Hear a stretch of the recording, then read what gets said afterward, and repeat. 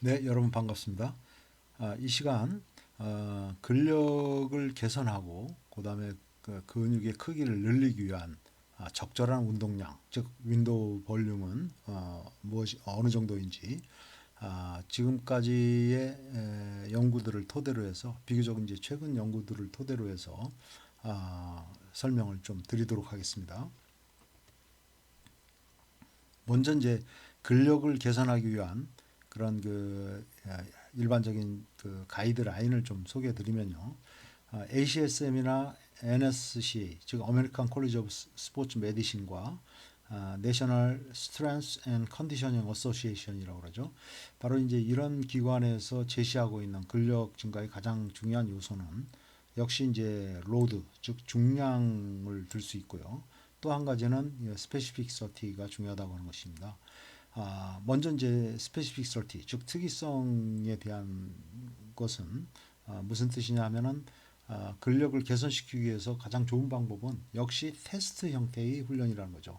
그래서 이제 최대의 근력을 발휘하는 마치 이제 근력을 최대로 뭐 테스트하는 그런 그 형태로 훈련이 진행되었을 때 근력 개선의 효과가 가장 크다고 하는 것입니다. 그다음에 이제 중량은 1RM, 즉 최대 근력의 약 85% 이상의 중량이 근력 개선에 더 바람직하다고 하는 것이고요.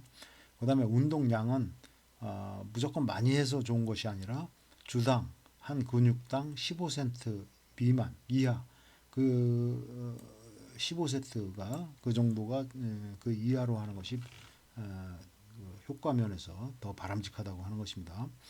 그다음에 이제 일일 단백질 섭취량은 체중당 1.6g 정도로 권장되고 있습니다. 또 세트 간 휴식은 2 내지 5분 정도로 제시되고 있죠. 뭐 잘 알려진 이야기니까 넘어가겠습니다.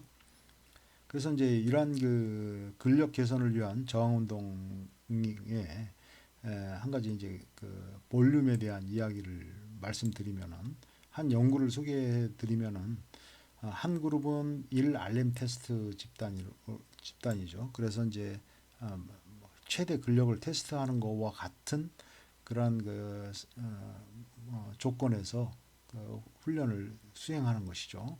그래서 세션당 5회 반복하는 이런 그 훈련을 했습니다.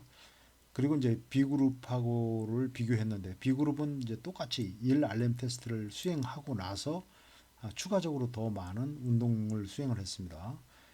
그러다 보니까 이제 운동량이 A그룹의 약 10배 정도 될 정도로 많은 양의 운동을 수행했다고 하는 것이죠. 그리고 나서 두 그룹을 갖다가 비교를 해봤더니 두 집단 간 1RM의 증가, 즉 최대 근력의 증가에는 차이가 없었다는 것입니다. 그래서 이러한 결과가 이야기해 주는 것은 물론 이제 어느 수준까지는 볼륨이 중요하지만 어느 수준 이상을 넘어가게 되면 그것이 더 근력을 추가적으로 더 증가시키는데 영향을 미치지 못한다라는 점을 이야기하고 있습니다. 자, 이런 연구자들의 연구를 하나 소개한 것인데요. 사실은 뭐 이런 연구들이 뭐 이 연구 말고도 계속 이제 제시되고 있습니다. 그래서 이제 아까 말씀드린 미 스포츠학회나 NSCA에서 제시하고 있는 근력 증가의 가장 큰 중요한 요소는 역시 중량. 아까 말씀드렸듯이 근력 개선에서는 역시 어느 수준 이상의 고중량이 필요한 것이죠. 그래서 85%의 1RM 이상의 중량이 필요하다는 것이고요. 그다음에 스페시픽 설티는 결국 근력을 발휘하는 상황과 가장 유사한 형태의 그 훈련을 통해서 그 근력을 개선할 수 있다고 하는 것입니다. 예를 들어서 뭐 내가 역도 기록을 향상시키기 위해서 뭐 레그 익스텐션 하는 것보다는 레그 프레스 하는 것이 더 유리하겠죠. 그다음에 레그 프레스보다는 스쿼트를 하는 것이 더그 기록을 향상시키는데 역도 기록을 향상시키는데 도움을 줄 것입니다. 바로 그런 것이 이제 스페시픽 서티라고 할 수 있겠습니다. 자, 그러면 이제 보다 더 중점을 두고 설명을 드릴 것은 근육의 비대를 위한 그 저항 운동의 가이드라인인데요. 과거 이제 전통적인 입장은 우리가 이제 저강도 운동을 하면 저중량이라고도 볼 수 있죠. 저중량을 가지고 운동을 하면은 근지구력을 우선적으로 개선하고 근육의 토닝, 뭐 이런 그 효과를 갖다가 우선적으로 주는 것이고, 이제 고강도 운동을 할 경우에는 근육의 매스, 근육의 어떤 벌크를 증가시키는 어, 그런데 우선적으로 이제 더 에, 효과가 높다. 고중량을 사용할 때는 그렇다. 뭐 이렇게 이제 보통 이해하고 있는 것이죠. 근데 이제 이러한 기존의 생각은 아, 다른 그 연구들에 의해서 많이 이제 뒤집혀졌다고 볼 수 있는 것입니다. 그래서 이제 이러한 것은 다음 슬라이드 계속해서 말씀을 드리겠고요. 일단 이제 미 스포츠학회 ACSM에서 그 근육 비대를 위해서 적절한 그런 그 중량으로 제시하고 있는 것은 6 내지 12 RM의 정도 또는 이제 75%의 1 RM 정도가 근육 비대를 위해서 효과적이다. 이렇게 이제 사실 그 권장하고 있었던 것이죠. 그러나 이제 최근 연구들은 이러한 것들을 뒤집는 연구 결과들이 많이 이제 보고되고 있다고 할 수 있습니다. 그래서 뭐 30 내지 뭐 50% 1 RM 정도 되는 뭐 저중량, 가벼운 중량의 운동과 그다음에 이제 70% 1 RM 이상의 그 중량 이 두 가지 훈련을 통해서 어느 것이 이제 근비대가 더 효과적으로 일어나는지 이런 것을 이제 비교한 연구를 보니까 근육의 비례 정도에는 차이가 없다는 것이죠. 즉 이렇게 가벼운 중량으로 반복 횟수를 많이 하거나 아니면 이렇게 이제 고중량으로 반복 횟수를 적게 했을 때 한 가지 조건, 즉 매 세트에 이 볼리셔널 패티그가 달성된다면은, 즉 볼리셔널 패티그라고 한다면은 각 세트에 최대까지 이제 반복을 해서 특정 중량을 가지고 반복했을 때 더 이상 한 번 더 수행하지 못할 정도의 완전한 피로가 초래되었을 때 바로 그런 상태를 볼리셔널 패티그라고 하죠. 그래서 이제 뭐 예를 들어서 15번 또는 뭐 13번 그렇게 최대로 수행을 하고 나서 마지막 한 번을 더 수행하지 못하는 뭐 치팅을 통하지 않고서는 한 번 더 수행할 수 없는 상태까지 그 몇 세트를 마치는 거 그것을 볼리셔널 패티그라고 합니다. 자, 저중량이든 고중량이든 그런 형태의 수행을 한다면은 근육이 비대하는 정도를 비교해 보니까 사실상 차이가 없더라고 하는 것입니다. 또한 이제 이 볼륨에 대해서는 기존의 이제 전통적인 견해는 도스 레스판스의 관계가 있다. 그런데 알고 보니까 어느 정도까지는 도스 레스판스의 관계가 성립이 되지만 뭐 주로 이제 2010년대 이후의 연구들로부터 도출되는 것을 보면 이런 그 볼륨이라든가 또 볼륨과 중량 이것이 근육 비대의 차이를 발생시키지 않았다고 하는 것입니다. 그래서 왜 그러면은 이런 저중량 고반복 저항 운동이 고중량을 가지고 하는 그런 근비대 효과와 효과가 별 차이가 나타나지 않느냐, 같은 효과가 나타나느냐. 또 어떤 연구에 따라서는 오히려 저중량 고반복 운동이 더 효과적이라는 것을 주장하는 연구도 있습니다. 그 이유는 결국 이제 타입 1 섬유가 그 가벼운 중량에서 먼저 동원이 되게 되죠. 이제 반복 횟수가 많다 보니까 타입 1 섬유가 필요한 다음에 그 다음에 이제 순차적으로 타입 2 섬유가 동원되는 그런 패턴으로 그 운동을 수행하게 됩니다. 그렇게 되다 보니까 근육의 전체적인 대사 스트레스가 높아진다고 하는 것입니다. 또 한 가지 들 수 있는 것은 타임 언더 로드, 즉 근육이 부하를 받는 시간이 상대적으로 더 길게 되는 것이죠. 그렇게 됨으로써 타이프 1에서 동화작용을 위한 그 신호가 더 활발하게 일어난다고 하는 것이고, 그래서 이제 실제로 타이프 1의 더 큰 비대를 이루게 됨으로써 그 근비대의 측면에서 저중량 고반복 저항 운동이 그뭐 고중량을 사용했을 때랑 같거나 또 심지어는 더 좋은 효과를 거둘 수도 있다는 것을 보여주고 있습니다. 그래서 이제 근육 비대를 위한 저항 운동으로서 새로운 이제 가이드라인을 제시하고 있는 연구들이 있는데요. 그것은 가장 중요한 그 근비대의 요건으로서는 intensity of effort, 제가 이제 노력의 강도라는 말로 표시했는데요. 이것이 이제 뭐 intensity of effort를 구성하는 것은 결국 volitional fatigue가 초래되었느냐, 매 세트별 완전한 피로가 달성되었느냐, 그것이 이제 가장 중요하다는 것입니다. 또 한 가지는 internal focus라고 하는 것이죠. 그래서 internal focus라는 것은 ROM, 즉 전 운동 범위에 걸쳐서 운동을 수행하는 사람이 얼마만큼 그 운동하는 근육에 집중하면서 그 운동을 수행하느냐, 이것이 굉장히 그 근비대 효과에 중요한 그 작용을 한다고 하는 것입니다. 그래서 내적 집중, 즉 인터널 포커스가 굉장히 중요하다, 이렇게 이야기하고 있습니다. 그 다음에 이제 볼륨의 측면에서는 볼륨의 측면에서는 주당 10회 이상 최소한의 수준은, 근비대를 기대할 수 있는 최소한의 수준이 주당 10회 이상 반복하는 것이고요. 그 다음에 이제 upper limit, 즉 상한선은 주당 15세트 이하로 행하라고 하는 것이죠. 실질적으로 그 이상 수행을 하더라도 추가적인 근비대 효과는 나타나지 않는다고 하는 것이 최근 연구 결과들이 이야기하고 있는 것입니다.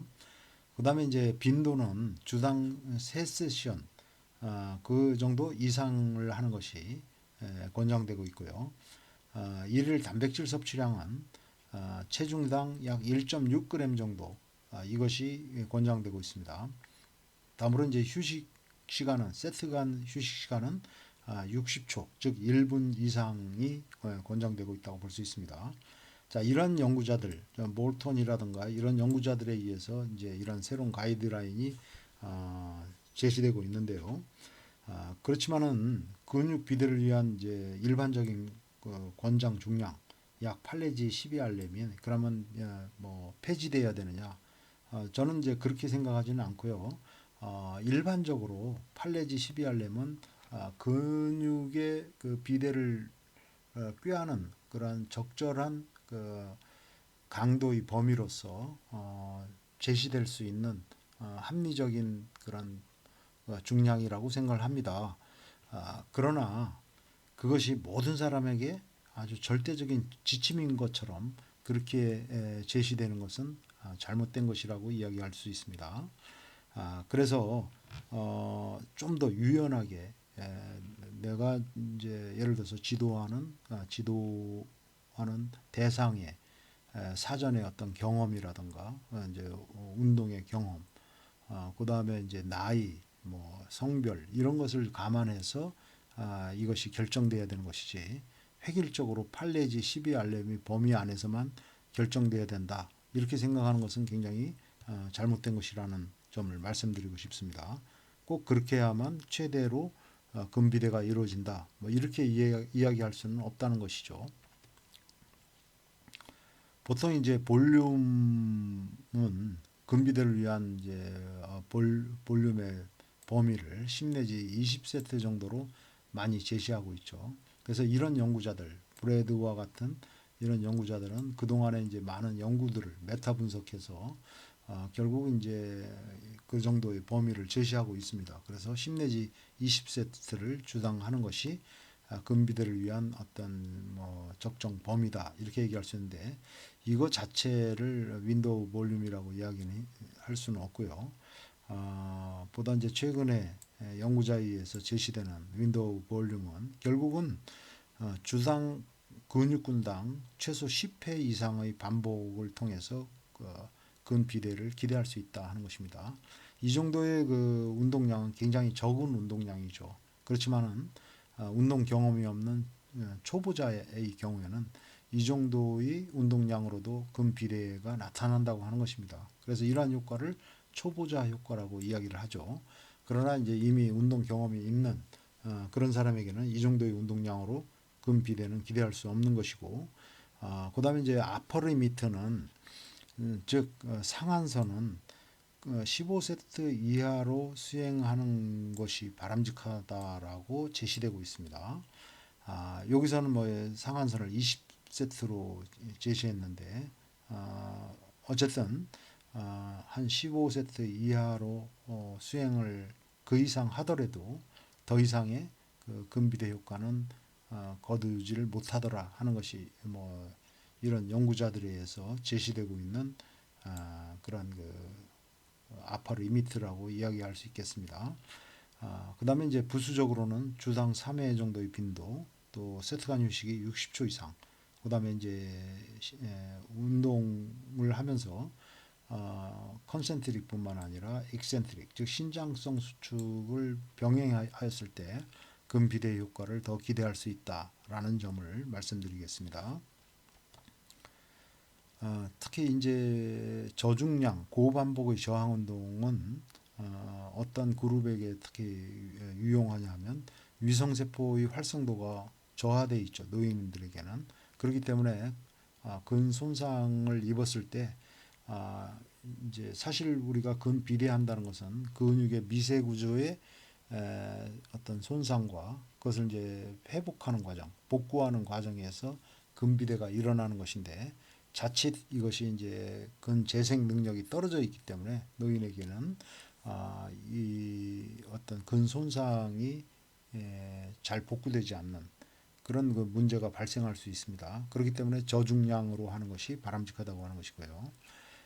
그다음에 이제 재활 운동 전략으로서 타이프 1 섬유의 동원에 이어서 타이프 2 섬유를 동원하는 패턴으로 하는 것이 어떤 대사적인 자극을 더 많이 줄 수 있는 그런 방법이 되는 것이고, 또한 이제 타이프 2 섬유는 상대적으로 뭐랄까요, 근 손상에 취약한 그런 근육이라고 볼 수 있겠습니다. 그리고 이제 근 손상이 나타났을 때 그것이 이제 재생되는 그런 과정도 상대적으로 노인의 경우에는 굉장히 좀 힘들 수 있기 때문에 이런 운동 중재 전략이 필요하다는 것이고요.